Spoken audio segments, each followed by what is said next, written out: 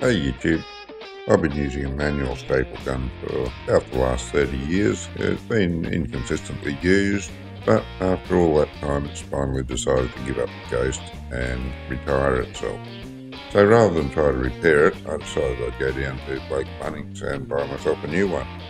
When I got there I spotted this Ozito electric stapler and I decided I'd give myself a treat, save my hands a little bit and make the job much easier. Let's review it and see how I did. I need to do some upholstery. So I went out and bought a little electric staple gun and some staples to go with it. Designed and assembled in the USA for the staples. Designed and assembled. How can staples be designed and assembled in the USA? So it strikes me that it's been packaged in the USA. Who knows? Alright, here's our Ozito staple gun from Ozito Industries in Australia, except that it's made in China. So Ozito is just a packaging company as well, perhaps. Anyway, on with the unboxing. I know everyone's really excited to see things unboxed. Let's see what we have in here. Staples and nails, so I go with staples and nails with it. It is a staple and nail gun. It takes 8 14mm T50 staples and it takes small nails.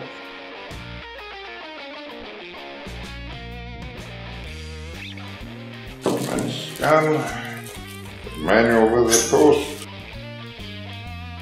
Naturally we won't need that. Not that there's a lot to learn anyway. See how we go without it. And that's it. The box is empty.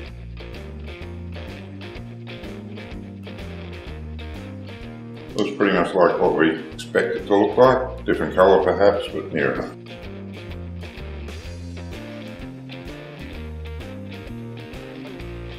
Staples are loaded into the underside of the tool, not into the extended magazine arm.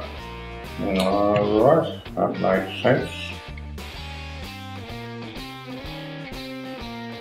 These are 1/2 inch staples, 12mm, so give them a go first. Wow, that's a snug fit. And there we go, we're loaded, ready for bear.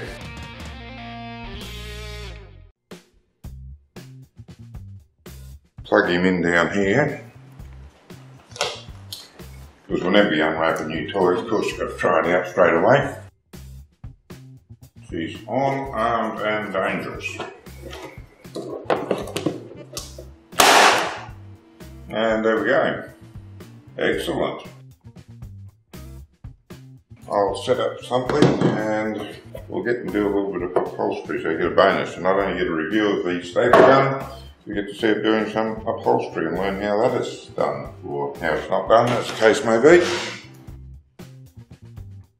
Alright, first thing to do is to take this off. So screwdriver. Yeah, that's just been sort of pleated in there and then folded over. This corner is actually folded in a completely different direction, but the same style, a little bit of pleating. And fold that over. Right, yeah, that's got a pleat down there. Oh yeah, a little pleat in there to make that fit. Okay. That's the old material off. And new material to go on. Yeah, that's the original sort of a vinyl sort of material, I looks at it. Quite old, these chairs. Possibly put another plate in it. Yeah, I think that might help. Yeah, actually that's a better form.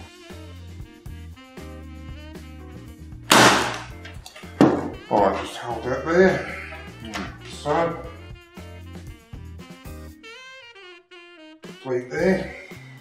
How's that? On to hold that. It's a bit like folding up a Christmas present, wrapping a Christmas present.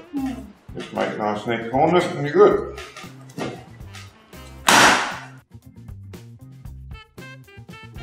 And this last one's just a little bit more awkward.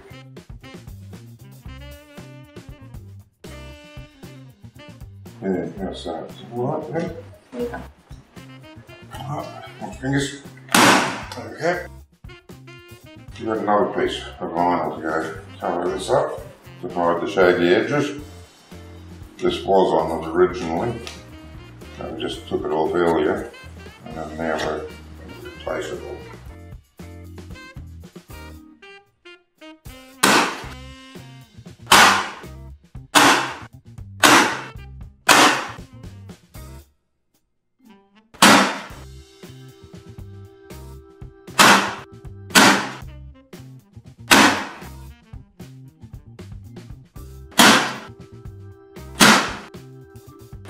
Punching the odd one through properly.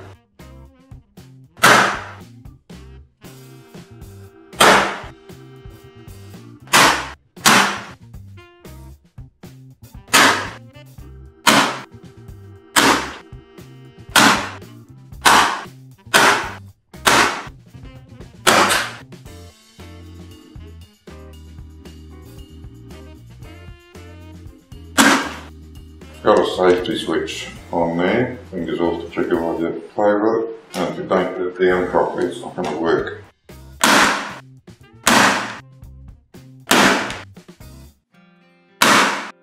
I think that's held on alright. Try it in a chair. Old one on the left, new one on the right. Yeah, it looks pretty good. Stapler worked well. It was cheap, it was $39 I believe. Yeah, it did the job quite nicely. So yeah, I think you could buy one of them quite safely to do, you know, light upholstery anyway. Excellent, the job didn't take very long at all, and the electric stapler made it a lot easier.